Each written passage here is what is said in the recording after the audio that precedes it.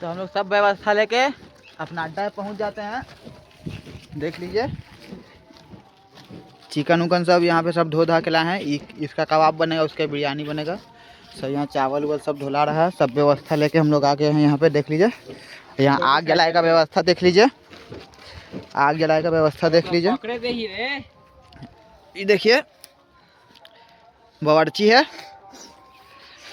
देख लीजिए सब कोई को।